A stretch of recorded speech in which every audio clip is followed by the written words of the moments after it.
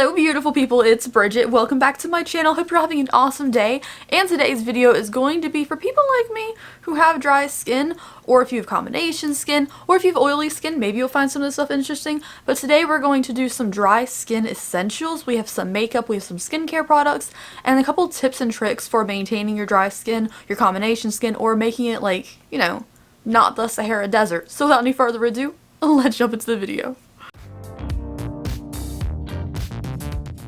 Alright guys, as always, all makeup on this channel is cruelty free, and so is everything I'll be mentioning in today's video.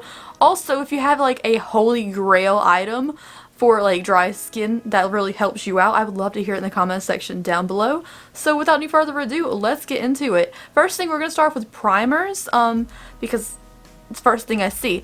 So the first one you have here is from e.l.f. I just tried this when I ordered the J Kissa collection, which I reviewed. I ordered this with it, and I've been using it every day since, and I really like it so far. So this is the e.l.f. Hydration Stick. e.l.f. Active Hydration Stick is super cute. I think this was $6 or $8, so not too terrible.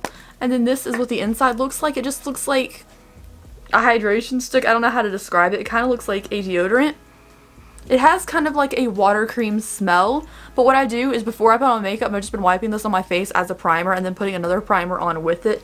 It's just a clear, kind of wet balm on the skin, but I've been mixing this in with another primer every day, and it really does help with hydration. Also, when I'm removing my makeup like a makeup wipe, I feel like when I use this, like when I'm removing it, it doesn't take as much to come off. Like my makeup is still secure, like it's not sliding off my face or anything from using this, but I feel like when I put my makeup wipe on at the end of the day, it makes it come off much more easy, if that makes sense. That could be seen as a bad thing, but to me, I have such dry skin that the foundation usually just kind of clings to my face and I'm sitting there scrubbing the makeup off at the end of the day, so this makes it a little bit easier, and I feel like it does hydrate. I kind of avoid putting it on the nose just in case it does mess with the makeup, but overall, like, I'll just put it on my cheeks, put it on my forehead, and then put another primer on, and it's very nice. I do feel like it hydrates my skin, especially for the price, and it's really easy to apply. Next up is something I was gifted to review, and I was kind of optimistic about it. I was kind of thinking it maybe it'd be good because the smoothie primer from First Aid Beauty is like my soulmate for primers pretty much. So I was optimistic about this, and then I started trying some other products, a couple other products I really liked, and one or two, like the tinted foundation moisturizer. The tinted moisturizer is orange, so like I couldn't wear that. Even the fair shade is like orange, so when I got this I was kind of like, oh no, maybe this brand isn't gonna be my holy grail. But the primers I do really like. So this is their newest one. It's the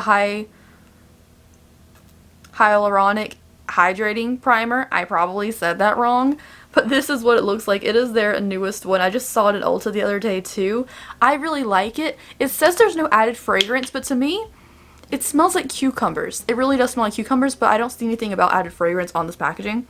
It smells really nice. It's a really good primer. I used it today with the e.l.f. one, and I think it makes my skin look very nice. Like, it's not blurring or anything, but it's like really easy to apply. There's not a ton of residue on my fingers afterwards. It feels very hydrating, and I feel like my skin's been a little bit more under control since I've used some of these newer products. And I feel like First Aid Beauty is great for someone like me who has really sensitive skin, so I could have a really bad reaction to something super chemically, and these are great for sensitive skin. They also, if you have eczema or any like really weird dry patches, I found another thing from First Aid Beauty at TJ Maxx. It is their Ultra Repair Cream. I'll put it on any like dry patch I have. Sometimes I get a dry patch in like the top of my hand. I'll put a little bit of that there. It does a really good job. So if you see their intensive cream, I think I found it for like $5.99 at TJ Maxx, so I bought 2 of them. It's really good. I really would recommend that if you have like little patches on your skin that are kind of dry. Let's move on now to foundations. So I have 2 foundations. I'm not specifically going to say these are the best foundations for dry skin. These are 2 that I really like for my dry skin, and the reason I am recommending these to people with dry skin is they wear well and they aren't too dry looking. So the first one is the Too Faced Born This Way foundation. I'm in the shade Cloud. It's a really nice, beautiful finish. I think it's great for any skin type, but in particular, I do find on like the dry patches of my skin, it doesn't cling to the areas. It kind of smooths over it, but it doesn't like cling to it or enhance any extra texture on my skin, which I really like about this one. Plus, it's pretty easy to remove. It doesn't take a ton of matte scrubbing and stuff. If you guys don't have very dry skin or don't have this issue, what I'm talking about with like easy to remove. Some foundations, like an ultra matte foundation, like the Fenty foundation, for example, because that is the worst culprit of it, will just stay on your skin. You're scrubbing it and it won't come off. Like, it'll smear, it'll smudge, it won't look cute, but it won't come off the skin, and that's really rough on someone's skin, especially if you have dry skin. So it's nothing like those. It is just easier to remove. It's easy to just wipe off. The next one is one that I recently reviewed and I can't put down. I'm wearing it today. This is the Tarte Face Tape Foundation. A lot of people love it. Some people are still mad at Tarte about the original Shape Tape Foundation, which I completely understand, but this foundation is really good. Even if you like go get a sample of it or something, it's really nice. I feel like it wears really well. Like, I have a lot of stuff to do later today and I didn't want my makeup to look really bad at the end of the day, so I decided to wear this one because it just wears beautifully. It's really great on my dry skin. It doesn't enhance any extra texture and it like doesn't crease, it doesn't hug any dry patches, and it's so nice. So these are the two foundations I would recommend for a really beautiful finish that doesn't enhance texture or dry patches. So next up, let's talk about highlighters. Now, if you have dry skin, this isn't something I particularly care too much about, but some people do and ask me about once in a while, is highlighters. I personally am just of the mindset of like, psh, as long as it looks glowing, I don't care if you see some skin texture. I got texture. It's fine, whatever, I don't care. But some people actually care. Or if you have really dry cheeks, I personally don't have a lot of dry cheek area. It enhances dry patches and checks as texture. If you have any like bumps or crevices on your cheek, well, crevices sounds terrible. Some highlighters do enhance texture. So the ones that I like the most that don't enhance too much texture are the Ofra highlighters. I feel like they focus a lot on just being really metallic, and that's what your eye goes to, not towards any dry, rough patches on the skin. A highlighter that I absolutely adore and love very much, but it will enhance texture or any bumps that I have, is the Anastasia Amrezy highlighter. I adore that highlighter. I love it so much, but it is one of those highlighters I can see every little pore on my skin, on my cheeks when I use a highlighter. But the Ofra ones just apply so smoothly. They are have a very soft texture, so maybe that's why, but they're just very soft and tender, and they kind of smooth over the skin and kind of melt into it the more you rub, but they don't kind of sit on it. I don't know if that made any sense, and I feel like this video is a mess right now. I apologize.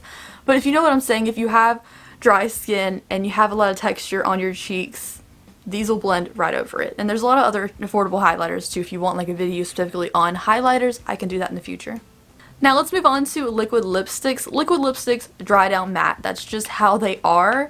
And some of them are more drying to the lips than others. So if you already have dry skin and you have dry or chapped lips, some things will enhance every line, every little bit of chappedness you have on your lips. And sometimes even the most exfoliation in the world can't help that.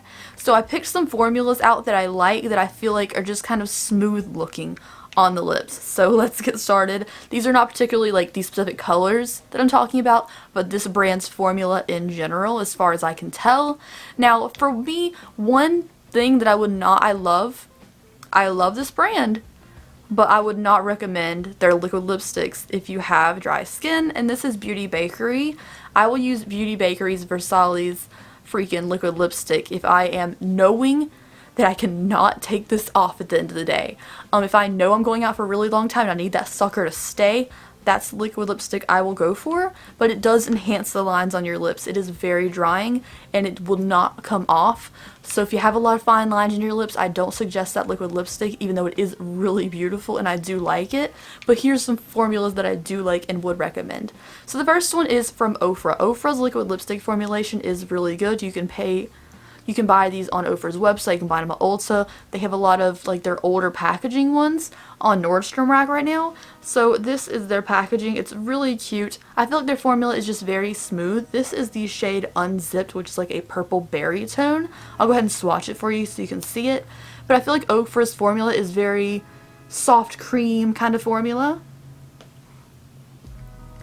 This is the color Unzipped. It's just a very smooth applying liquid lipstick that does dry down completely matte. You can eat with it on and everything, but it doesn't enhance any texture on your mouth. I don't like the way that sounds. Enhance the texture on your mouth. That sounds kind of nasty.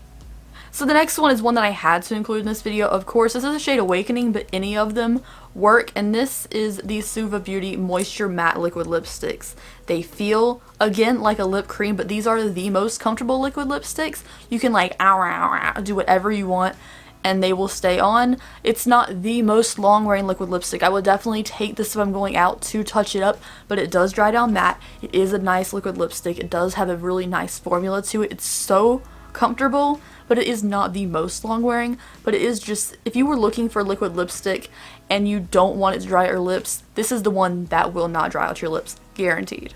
Next up is one that apparently a lot of people like, and I personally like, but some people don't, because when I mentioned this in a previous video, like a monthly favorites video a month or two ago, a lot of you guys said you don't like the formula, but I personally do, so I'm going to talk about it. This is the Kylie formula, the liquid lipstick, the matte version. I don't know the velvets or the creams or whatever. This is in the shade Coco K, which is the color I've always wanted to try, and I really like this formula. I feel like it's very comparable to the Jeffree Star formula. It is not exactly the same. I feel like it's a little bit less drying than a ColourPop liquid lipstick.